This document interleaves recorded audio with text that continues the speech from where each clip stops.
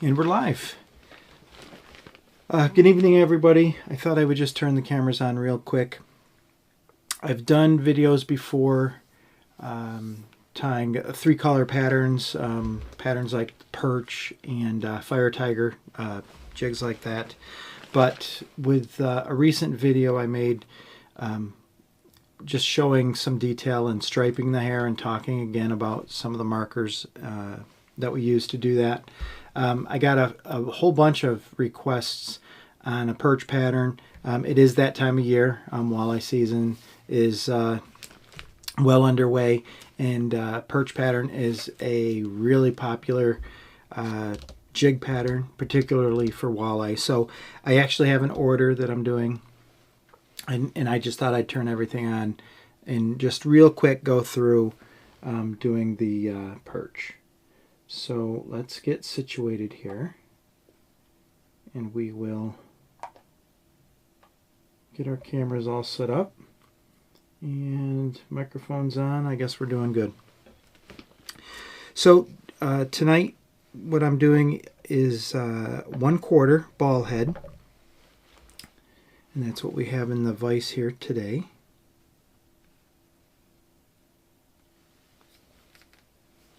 Let's see here. Let me get you.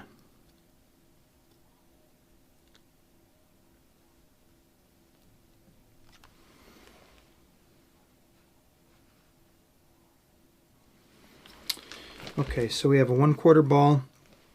For this head, you could go ahead and use a smaller diameter thread.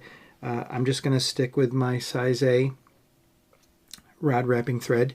If it was smaller than 1/4, then I would drop down. But for this size, it'll be okay. Plain black bucktail. We'll have some orange bucktail, and in the middle will be the yellow bucktail. You can go with UV colors if you want. You could go with some of the fluorescent oranges and yellows, but these are all just straight, you know, like the yellow is just a banana yellow. This orange looks fairly bright, but it's just a half decent tail, actually, but it's not UV, it's not fluorescent, just a nice bright orange. I do like using the red thread to simulate the gills, and then to finish it off just like we did in that video 2 or 3 videos ago, we'll add the stripes with the Milwaukee Inksol permanent marker, which is my current favorite. So go ahead, we'll put this in so your jig is parallel to the table. We're going to just lock this on just like normal with open wraps about 1/3 of the way down the hook shank, and then open wraps back to the head of the jig. Now in describing this, I usually say 1/3, 1/3, and 1/3 in terms of your colors. I usually tie by feel. So if my first pinch, if the black is a little bit thicker and the yellow is a little bit thicker, a thin strip of the final color, the orange, is what you're really looking for. Is just making sure that the jig is balanced in terms of its size and shape. So if you went 50% black and 30% yellow and 20% orange, that would be just fine. Keep in mind that all fish, you know, in nature are a little bit different. So like with always, I take my pinch, I first remove the smaller pieces from the butt end, and then I'm just restacking some of these longer hairs back into the pinch. I want the pinch to remain fairly natural looking. I don't want it to look like I stacked it in a hair stacker. I have a broken piece, that's what I'm looking at right here. Okay, so what we want the tail, the length of the tail is going to be the length of the body past the bend of the hook. And on this pinch I'm coming really close to the tips, but I think this will be just fine. I switch my grip one last time and keep this left hand pinch tight. So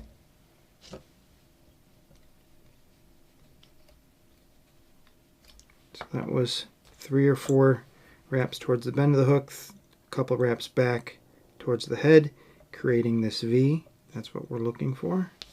So then I can take the hairs and I just give the whole thing a twist. The center color on this is the banana yellow. So I'm gonna try to go a little bit thinner with the pinch. That the black was probably closer to 50%. I know that this yellow has a lot of short hairs that we'll take out. And then when I stack it, not that the hairs are curly, but it does have a little bit more body, I guess. So when I'm looking at this, there are these pieces that are about half the length, and because they're curly, they are sticking out at odd angles. I usually just take those out until I'm happy with the pinch.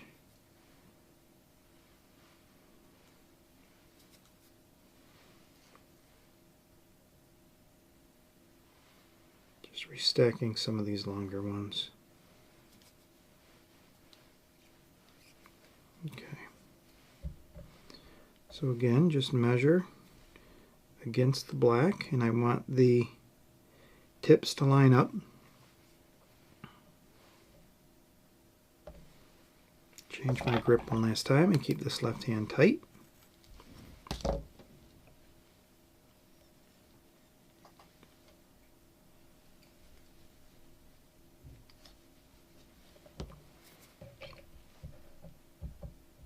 And again, locking it on, just a couple wraps towards the bend of the hook, a few wraps back towards the head. And what I'm checking here is just making sure that my wraps don't extend too far back, or too if my wraps around the yellow were too close to the head. I just want to make sure where I'm at compared to the first wraps I did holding on the black. Occasionally you'll get one of those first layers of wrap sticking out just a little. It's easy to correct if you need to. And so for this last one, I'm going to take a little bit thinner of a pinch of this orange.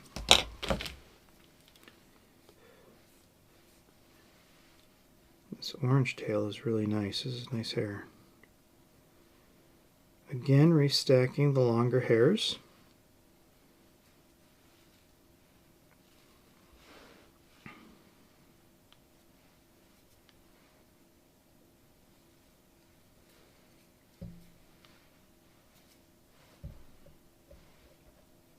And I just center my jig just so it's facing upward. I want to make sure that I put the hairs directly on top of the hook shank.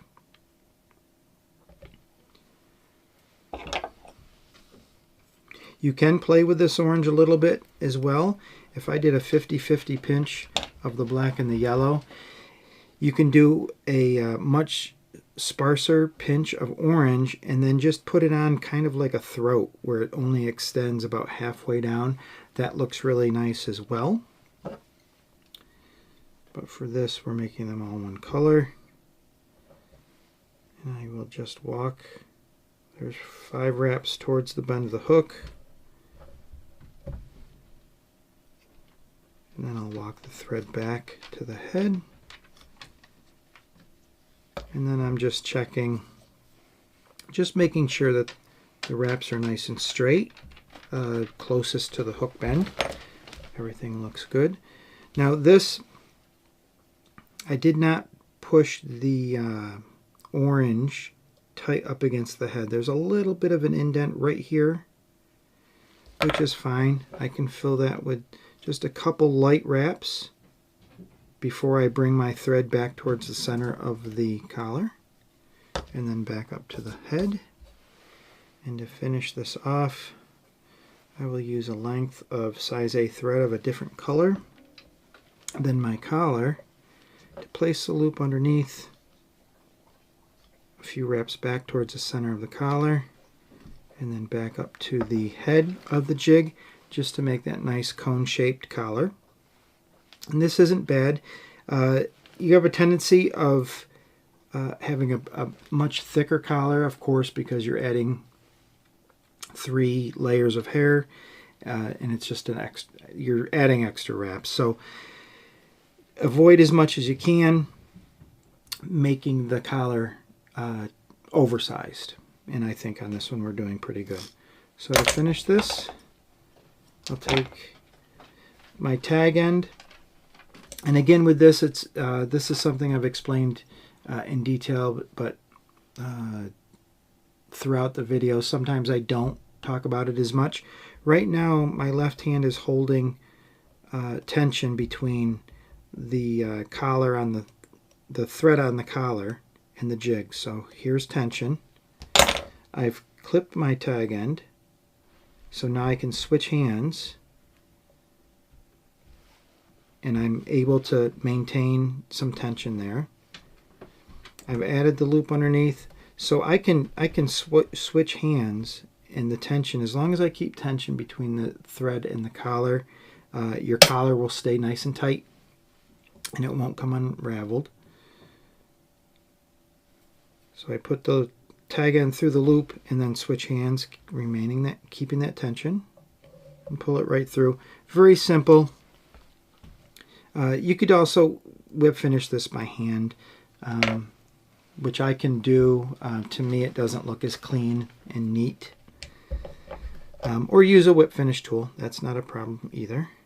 So there we have our 3 colors.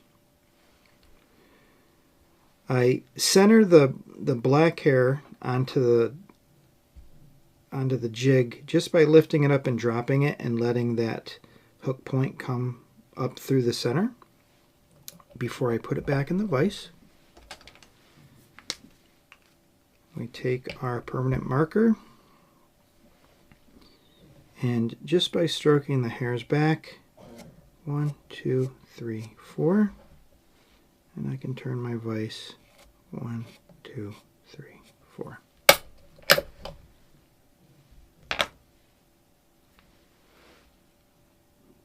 Real nice jig. And last but not least, we put the jig back in the vise and use our lacquer-based head cement. Thin down slightly.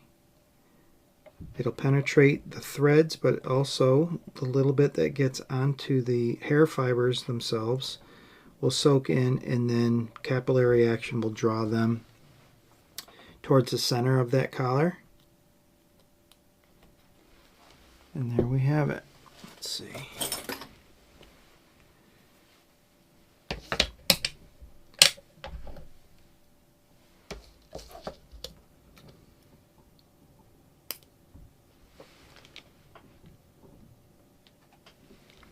Very simple jig.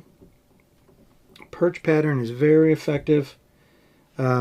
This guy, he's still fishing in some very shallow water, and so he's asked for a 1/4 ounce, so that will work good for him. As the fish go deeper, then he'll start fishing with 1/2 and 5/8. And I've actually heard report or two that some guys are trolling walleye are being found in all different depths in some of the lakes here locally in New York State. So that's it. Very simple and easy. If you enjoyed what we did here today, go ahead, add some comments down below. Be sure to hit that subscribe button so you can be informed any time that I go live or post something new. We also have that giveaway coming up when we hit 500 subscribers, so be sure to subscribe just for that, and I'll make sure we'll have a drawing, and winners of that drawing will receive sets of jigs. So there we go. That's it. Very simple way to go about doing the perch pattern.